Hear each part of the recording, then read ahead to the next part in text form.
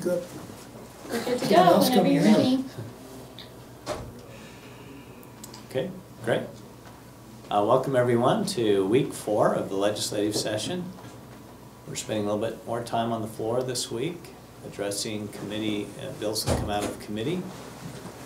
We had a good discussion today about the potential state dinosaur. A young man there that was pretty impressive in his knowledge of dinosaurs here, just like an encyclopedia of dinosaurs, Canyon. That was pretty amazing. And then we also had probably one of our most lengthy debates on Senator Iwamoto's bill on raising the penalty for killing a police dog. We'll go ahead and take questions from our media, and if you're watching over the internet, please send in a question and we'll answer your question, and if we can't, we'll find out the information to get back to you. Have you had any update from the Highway Patrol on last week's investigation into the situation with Senator Vickers? We haven't had any update yet, and I suspect it would take a few days. So I probably wouldn't be even expecting something to tell me even later this week. But Anybody else get approached, or anybody else report any unusual instances or anything like that? I haven't heard any, and grateful for that. Some of us are unapproachable. So I assume until you hear back from UHP, you won't be making any further advisories to senators? No, I think what we did on Security. Friday was sufficient. But I mean in terms of offering more security or anything like that, all that will wait until the... Yeah, we don't know all the details, and a lot of that we were just assuming some things and taking precaution to make sure we're aware and on alert. Has there been an increase in security for visiting lawmakers?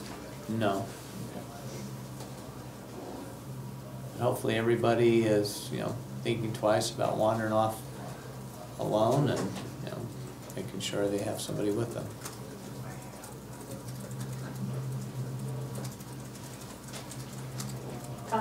President, you voted aye on 2 on a couple of the I saved more highly the debated crowd bills for you. today.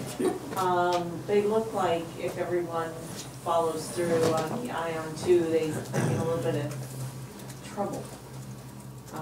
We haven't seen that yet this session. Yeah, both the bills, I'm trying to remember the first bill, I know the second one because that's the one we just addressed on the floor, but there's only so much information that fits in my mind, so I can't remember the first bill that we addressed. It was the first I voted aye on responders. 2 too. The which one? First responders.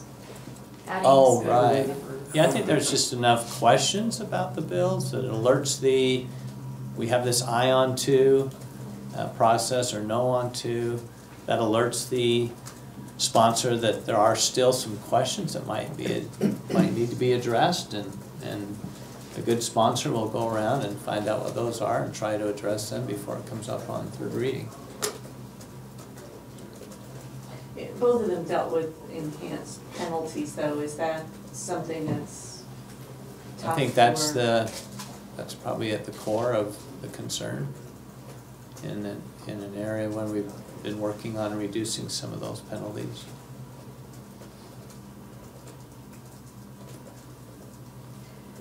The House Speaker was in Washington this morning, meeting with the President along with a lot of other state and local officials from around the country on infrastructure. What's your understanding of what that means for Utah? It sounds like from preliminary reports, states would be expected to contribute towards some of these big public works projects. We've talked a lot about not having a lot of extra money lying around. I think the budget chair has been pretty clear about that. Realistically, what do you expect to see out of this?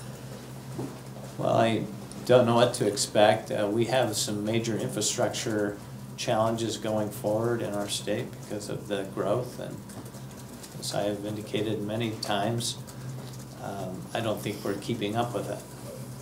We've just spent billions and billions of dollars on roads, and we're facing more congestion than we ever have.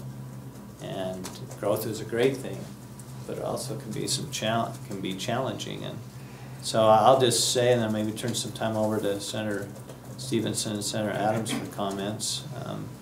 Our budget person, and Senator Adams has been involved in transportation for many years, but I would say that the state would be prepared to, I think, come up with its share of money for infrastructure because of the tremendous need that we have for that. And so we'll wait to see what the feds actually do and what kind of program they present, and hopefully, though, that it doesn't have a lot of strings attached with it, because if it's a lot of strings attached, that's kind of a downer for the states. Question from first blush, is it matching money that's going to come from the feds, or is it a whole idea of infrastructure being done? Feds will do X, and it'll be left to the states if they want to do it or not? We've looked at a lot of changes. If you look at what's going on right now, we're trying to put water into a water fund to, look at major water projects. I think you can go into any city in the state and talk with them when they've got pipes that need to be replaced. But a lot of these we used to be able to do through loan programs or through, through our water conservancy districts. That money's pretty well dried up now. That's not there. And so that's part of it. The other piece is that, we're moving transportation fairly quickly in the state of Utah, and that's certainly controversial in some sectors, but we've done a pretty good job. We have a water fund here in the state where communities can borrow at a low interest rate to put infrastructure in. It's really a very complicated project. We look at city streets. We've got we break the sales tax down so that some of that goes back to the communities, but the communities are all telling us that they're behind. I opened a letter yesterday from Kaysville and one from Farmington, and they both explained the problem they're having with their streets.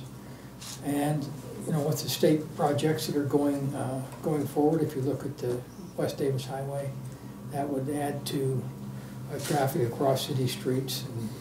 And it's a big issue. And infrastructure, we're concerned about what the feds are doing. The locals are concerned about what we're doing. It's pretty complicated. I think we'd be able to respond very well to any federal match. I think most people are aware that we're taking $600 million out of our general fund and putting it into infrastructure and roads. And that's a great thing because most states are, some of them anyway, are using one-time money for ongoing expenses, and we know that's defined as a structural imbalance. It's very difficult. The opposite of structural imbalance is to use ongoing money for one-time expenses. So we have $600 million of ongoing money, and historically we've used that as our economy has turned down and funded education or other things we needed with ongoing money. So we have that $600 million there, and I think we could respond with that to any type of federal match that was asked for, because I think we're already matching, quite honestly. And I think we've actually dealt with the gas tax a little bit. We see some increasing revenues there, tried to tie it to inflation. So I think we've done some of that. And as Senator Stevenson said, we've actually allocated a restricted account with ongoing money going into it that's unspent for water. So I think Utah is in a great position to respond to any type of federal infrastructure, and I think we find a way to match. I think it's there. So I look forward to it. Actually, it would be nice to see. I was impressed with the fact that they actually that the federal government actually did some type of tax reform. It may not be like everybody wanted it, but the fact that they did something is pretty amazing. We've seen a non-doing federal government forever and ever. And hopefully they'll be able to do something here too. I think whatever they do will benefit Utah. On the issue of the budget, where are you at with that, and how's it looking? That was really that's a real complicated question. I imagine so. So maybe I could refine the question a little bit. When do we expect to have our revenue numbers? We won't have our revenue numbers for a couple of weeks yet. When we get those, then I think we'll be able to move forward, but partially what's taken place is 2 weeks ago, where we went through the process of finding $69 million. I think most of the committees will take a good portion of that money back and put it back into their committees. And so, really, you know, if you look at it realistically, we're just about where we were a year ago. We've got a little bit more one-time money, and that's about it right now. Is it all gonna get eaten up? Well, that will all be eaten up. I could show you how that could be consumed very quickly by just education and higher ed. There would be nothing left. So I think we're all kind of waiting breathlessly to see what happens in February, or with our numbers later on. What's your prediction at this point with the tax changes and all of that? Well, that's you know, that's really scary. Let me just give you a couple of ideas. If you take a really big number that comes in, it would have been generated because of income tax paid last year. But if you look ahead, you can also see where that money won't be available to us next February. You know, it will be a smaller amount, and people will not pay early. They'll pay their income tax in April. And so we could see if we have a big number in February, that will be very attached to trend. It will be dollars that may not be realistic to spend in an ongoing manner.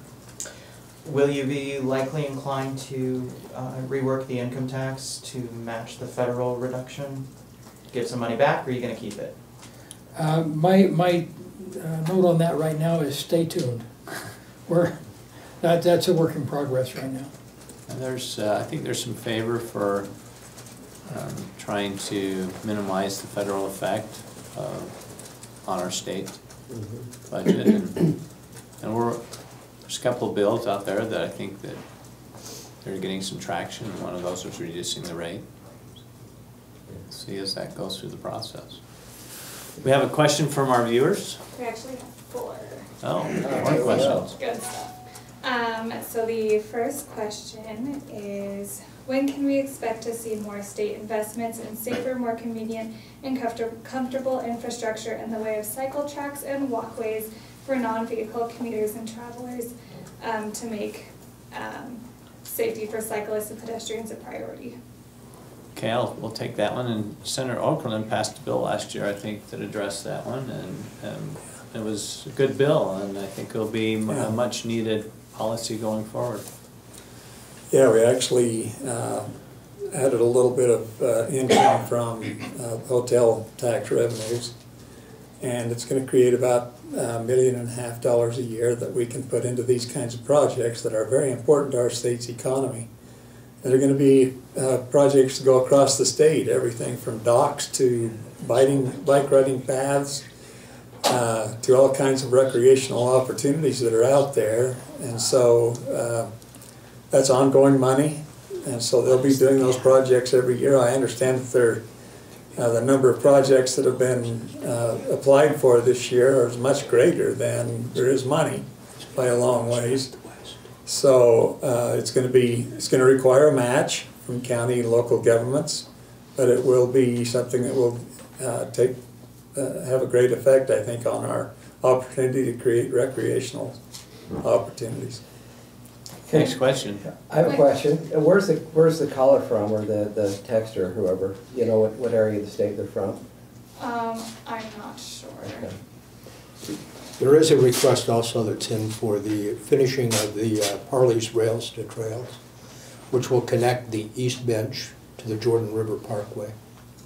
That's been an ongoing project for a number of years. We have requests for Bonneville Shoreline Trail and a trail out in Harriman. Obviously of great demand, and we're trying to help the local governments where traditionally we've had that responsibility. We're trying to help them get over the top and create more trails. So we appropriated or authorized a 1/4 cent increase in the sales tax. 1/10 of that was going to go to UTA. 1/10 of it was going to stay with local cities, and 0.5% was going to the counties.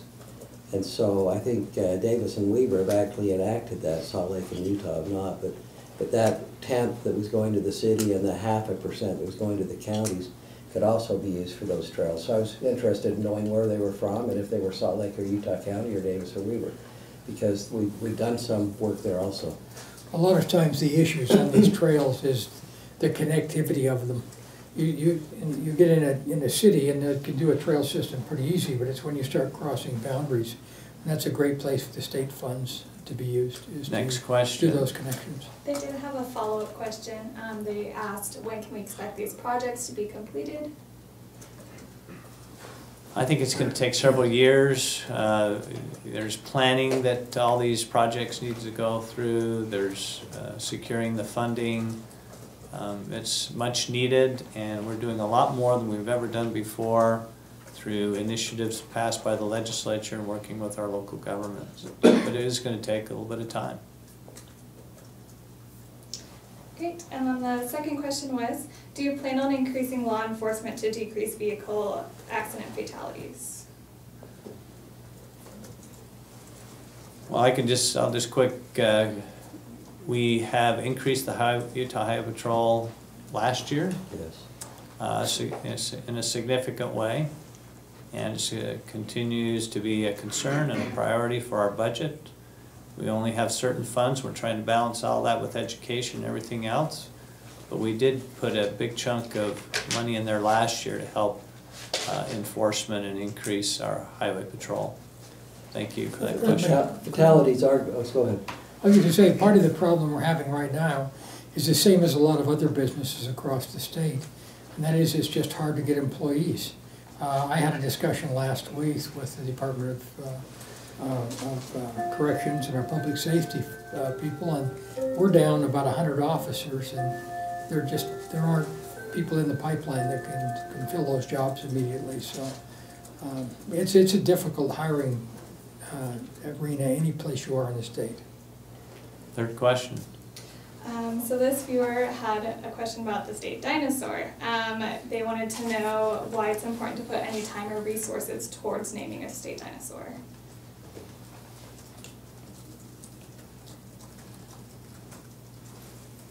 Well, I'll just throw it out. It really doesn't take that much time or resources. We're addressing all kinds of bills right now, and we've named the state bird and the state, well, there's probably a list of them in statute, and I don't see that it's a huge burden upon our process. We're addressing all kinds of issues here during the legislative session.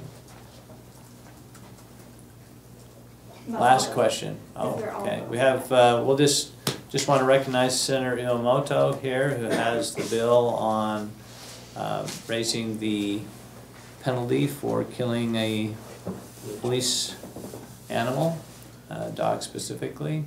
Is there any questions you'd like to ask her? And then maybe even, we're kind of running out of time, but let's just take one question. And then, of course, all of us will be here if you want to ask any questions to us of us individually. Senator, do you anticipate any changes to your bill given kind of the lukewarm vote with a lot of ayes and nays on two? Well, I think I've talked to many and they're supporting it, but the issue is because the codes right now include so many different things and it needs to be studied. So in the standing committee, we do value these police animals over theft of 5,000 or graffiti over 5,000. That's a second-degree felony right now. And so we are looking, they will be looking over that, but there are reasons for valuing a police officer animal. And recently, you know, I don't know if it's on the increase or not, but there's concern because there were 2 killings of these police animals in Mill Creek and 1 in Washington County. And these police animals, not just the training, but the value to the police officers, they're the first responders to them and they saved their lives. And so to them and to our community, they're valued greater than $5,000 graffiti violation. But these concerns that we talked about in committee are going to be addressed. We're going to look at all what's under second degree and third degree, and it is known that the value of these police animals are valuable to our community and to our lives. They save lives from and avert crime, so. It's obvious that we have a lot of inequity in those penalties. Something we really need to look at as a legislature. That came to my mind as that bill is being debated. We thank everyone for being here today and appreciate those who've been watching over the internet. We'll see you all tomorrow.